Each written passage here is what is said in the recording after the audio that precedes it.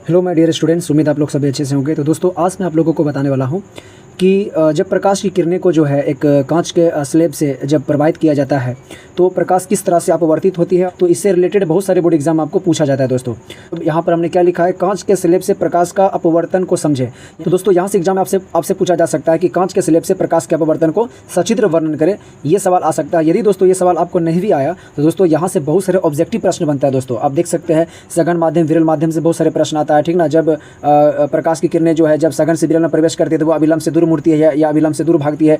इस टाइप से सवाल पूछा जाता है। निर्गत किरण क्या होता है, निर्गत कोण क्या होता है। तो बहुत सारे यहाँ से ऑब्जेक्टिव प्रश्न है जो दोस्तों यहाँ से आपको पूछा जाता है।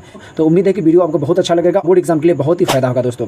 तो दोस्तों अभी तक यदि वीडियो को लाइक नहीं किया तो वीडियो को लाइक कर दो दोस्तों, और यदि यूट्यूब पर नए आए हो दोस्तों मेरे चैनल पर तो मेरे चैनल को सब्सक्राइब जरूर कर दो दोस्तों, ताकि जितने भी मैं वीडियो अपलोड करूँ आप तक सबसे पहले। दोस्तों यहाँ पर जो है सबसे पहले क्या करना है, आपको एक कांच का जो है एक स्लैब ले लेना है दोस्तों। और स्लैब लेने के बाद यहाँ पर जो है एक रेड कलर का जो यहाँ पर किरण जो हम दर्शाए हैं, यहाँ पर ये जो है प्रकाश की किरणें, ठीक ना। तो यहाँ पर आपको भी क्या करना है कि एक प्रकाश की किरणें को इस तरह से आपको गुजारना है, और गुजारने के बाद जब कांच में प्रवेश करेगी ना तो इस लाइन को आपको डॉटेड लाइन आगे तक आपको मूव करना है। ओके, इस प्रकार जो आगे तक आपको क्या करना है, मूव करना है, क्योंकि ये प्रकाश की किरणें को जाना चाहिए था दोस्तों सीधा, लेकिन ये सीधा नहीं जाकर ये क्या करता है, थोड़ा सा अंदर की ओर झुका होता है। यानी कि ये जो अभिलंब जो है ये अभिलंब को क्या करती है, झुकती है, ठीक ना। और झुकने के बाद जो है इस तरह आता है, और फिर जो है जब यही कांच के स्लैब से प्रकाश की किरणें बाहर निकलती है तो वो फिर क्या होता है, अभिलंब से क्या होता है दोस्तों, दूर भागता है। तो यहाँ से सवाल दोस्तों आपका बनता है, ऑब्जेक्टिव में सवाल बहुत बार प्रश्न पूछा गया है। तो आपको याद रखना दोस्तों, ये जो आपका किरण आ रहा है इस किरण को क्या कहते हैं, आपतित किरण कहा जाता है। और जब यही जो है कांच के स्लैब में प्रवेश करती है तो यहाँ पर जो है ना ऐसा होता क्यों है, क्योंकि ये क्या लिखा यहाँ पर जो हम लिखे हैं ये क्या है दोस्तों, हवा, और ये क्या है कांच, और ये फिर क्या है, हवा। इसका मतलब है कि हवा जो है ना वो क्या है, विरल माध्यम है, और कांच जो है वो क्या है, सघन माध्यम है। तो यहाँ पर जो खेलबेल हो रहा है वो सघन और विरल माध्यम का ही खेलबेल हो रहा है दोस्तों। तो यहाँ पर होता क्या है कि विरल माध्यम किसको कहा जाता है, तो जहाँ विरल माध्यम का मतलब होता है खाली स्थान, जहाँ पर धूल कण बहुत कम हो, ठीक ना। और सघन माध्यम का मतलब होता है यानी कि काफ़ी घनत्व स्थान, जहाँ पर परमाणु के कण काफ़ी सटे सटे होते हैं। यहाँ पर ये भी समझ सकते हो कि जहाँ परमाणु के कण बहुत ज़्यादा मात्रा में सटे सटे हो, ठीक ना, यानी कि जो स्ट्रॉन्ग ज़्यादा हो तो वो क्या होगा, सघन माध्यम होगा। और जहाँ पर जो है परमाणु जो है काफ़ी हटा होगा तो उसको क्या बोलेंगे, हम विरल माध्यम बोलेंगे। यहाँ से ये भी आप समझ सकते हो दोस्तों। तो यहाँ पर क्या है कि हवा और एक है कांच। तो यहाँ पर सिंपल समझने वाली बात है दोस्तों कि हवा में क्या होता है, परमाणु काफ़ी हटा होता है, जबकि कांच में क्या होता है, सटा होता है, क्योंकि कांच एक ठोस है और हवा क्या है, गैस है। तो यहाँ पर हवा आपका हो जाएगा विरल माध्यम और कांच आपका क्या हो जाएगा, सघन माध्यम।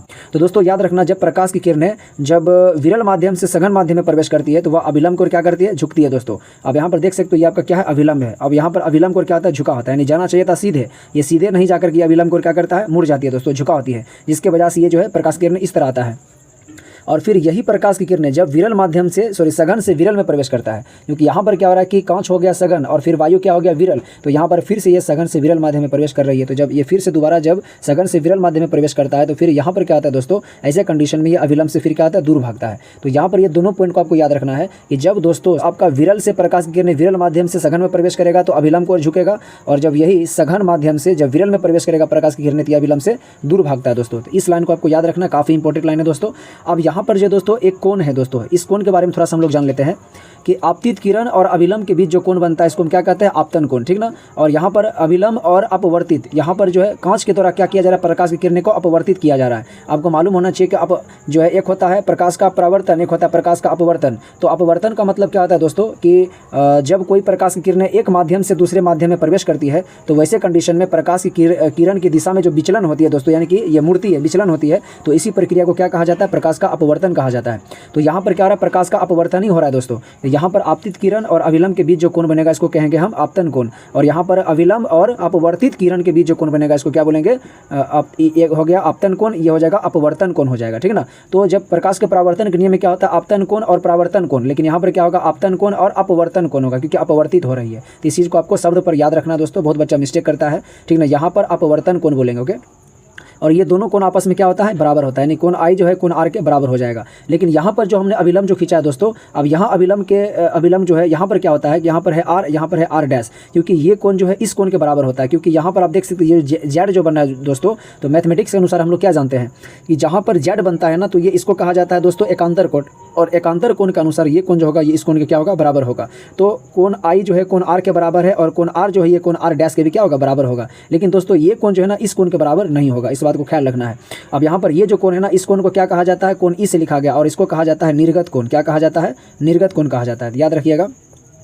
तो यहाँ पर दोस्तों देखने वाली बात यह है कि जब बाहर जो किरणें निकल रही है, जब सघन माध्यम से विरल माध्यम में जब प्रकाश की किरण निकलेगी लास्ट वाला, तो इस लास्ट वाले किरण को क्या कहा जाता है? निर्गत किरण कहा जाता है। तो इस बात को याद रखना है, आपसे एग्जाम में पूछा जा सकता है कि निर्गत किरण क्या किसे कहा जाता है। तो याद रखिएगा कि जब प्रकाश की किरणें जब विरल माध्यम से सघन में प्रवेश करती है और वह सघन माध्यम से फिर से जब विरल माध्यम में प्रवेश करती है, तो उस प्रकाश की किरणें को क्या कहा जाता है? निर्गत किरण कहा जाता है। और अभिलंब और निर्गत किरण के बीच के कोण जो होता है उसको क्या कहा जाता है? निर्गत कोण कहा जाता है। ये भी आपसे एग्जाम में पूछा जा सकता है, निर्गत कोण क्या है। तो आपको क्या बोलना है कि अभिलंब और निर्गत किरण के बीच जो कोण बनता है उसको क्या कहा जाता है? निर्गत कोण कहा जाता है, ठीक ना।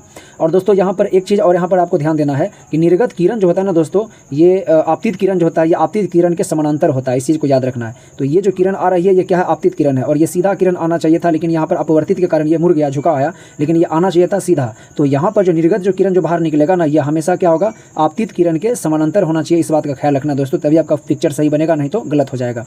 अब यहाँ पर आपतित किरण और निर्गत किरण की जो दूरी होता है ना, दोनों के बीच की डिस्टेंस जो होता है, दूरी, इसको डी से लिखा जाता है और इसी को क्या कहा जाता है? पार्श्व विस्थापन कहा जाता है। तो आपको लिखना है, आपसे यदि पूछ दिया एग्जाम में दोस्तों, ये बहुत बार पूछा गया, पार्श्व विस्थापन क्या है?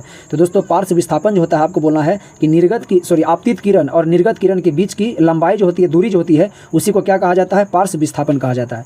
तो बहुत इंपॉर्टेंट सभी लाइनें, सभी को याद रखना है दोस्तों। यहाँ से हमने बहुत सारे प्रश्न देखा दोस्तों कि सघन माध्यम क्या है, विरल माध्यम क्या। हम लोगों ने ये जाना कि विरल माध्यम होता है जिसका जो दो माध्यम हो और एक माध्यम के सापेक्ष में जिसका कण हटा होगा तो विरल माध्यम होगा, और जिस माध्यम का कण ज़्यादा सटा होगा तो उस के माध्यम में क्या होगा? ये सघन माध्यम होगा। इसी प्रकार हम लोगों ने यहाँ पर देखा कि आपतन कोण हो गया, ये अपवर्तन कोण हो गया, ये भी आपका क्या है? अपवर्तन कोण की तरह ये भी काम कर रहा है, लेकिन ये जो कोण होता है इसको कहते हैं निर्गत कोण, क्योंकि निर्गत किरण और ये अभिलंब के बीच जो कोण होता है वो निर्गत कोण होता है दोस्तों। ये आपको याद रखना, एग्जाम में पूछा जाता है दोस्तों। तो ये सारे जो है यहाँ से बहुत सारा क्वेश्चन ऑब्जेक्टिव बनता है, तो इस पर आपको जरूर फोकस करना चाहिए बढ़िया से, और इस प्रकार आप बिल्कुल ईजिली जो है आप एग्जाम में फोटो को बना सकते हो दोस्तों। तो दोस्तों यहाँ पर एक चीज़ आप याद रखिएगा दोस्तों, माध्यम कुछ भी हो सकता है। जैसे यहाँ पर अभी हवा और कांच माध्यम दो लिया गया है, तो इसमें प्रकाश का अपवर्तन हो रहा है। ओके, अब यहाँ पर कांच की जगह पर पानी भी हो सकता है, ठीक ना, कांच की जगह पर और भी कुछ हो सकता है। तो यहाँ पर याद रखिएगा कि जब प्रकाश की किरणें अपवर्तित जब होगा, यहाँ पर हमेशा दो माध्यम की आवश्यकता होगा, ठीक ना।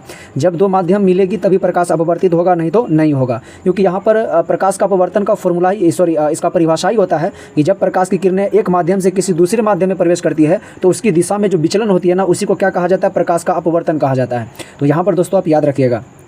अब जैसे यहाँ पर हम बात करेंगे, जैसे मान लीजिए कि एक पानी आपका हो गया, ठीक ना, मान लीजिए कि यहाँ पर जो है आपका एक पानी हो गया है और एक आपका हो गया दोस्तों कांच। ओके, अब आपसे एग्जाम में ये भी ऑब्जेक्टिव में पूछा जाएगा दोस्तों कि पानी और कांच में जो है कौन सघन माध्यम होगा, कौन विरल माध्यम होगा। तो यहाँ पर आपको याद रखना होगा दोस्तों कि कांच का जो है घनत्व वो ज़्यादा है डेंसिटी, और पानी का घनत्व क्या होता है? कम होता है। तो याद रखिएगा, अभी जस्ट हमने बताया कि जिसका घनत्व कम होगा वो विरल होगा, जिसका घनत्व ज़्यादा होगा वो सघन माध्यम होगा। ओके, तो यहाँ पर कांच ठोस है जबकि पानी द्रव है, तो पानी क्या हो जाएगा? विरल माध्यम हो जाएगा, और कांच क्या हो जाएगा? सघन माध्यम हो जाएगा। तो इस बात का ख्याल रखिएगा। यहाँ से एग्जाम में सघन विरल से ऑब्जेक्टिव में 100% पूछा जाता है कि सघन माध्यम किसके सापेक्ष में कौन सघन होगा, किसके सापेक्ष में कौन विरल होगा। तो जिसका घनत्व कम होगा वो विरल होगा, जिसका घनत्व ज़्यादा होगा वो सघन होगा। तो दोस्तों बस आज के लिए इतना काफ़ी हम रखते हैं। तो दोस्तों उम्मीद है वीडियो आपको बहुत अच्छा लगा होगा। ये सारे क्वेश्चन यहाँ से बोर्ड एग्जाम के लिए काफ़ी इंपॉर्टेंट था दोस्तों। यदि वीडियो आपको अच्छा लगा दोस्तों तो वीडियो को लाइक जरूर कीजिए, और दोस्तों यदि अब तक चैनल को सब्सक्राइब नहीं किया तो चैनल को सब्सक्राइब जरूर कीजिए दोस्तों, ताकि मैं जितने भी वीडियो अपलोड करूँ सबसे पहले आप तक पहुँचे दोस्तों। तो फिर मिलते हैं एक अच्छे वीडियो के साथ दोस्तों, तब तक के लिए जय हिंद, जय भारत।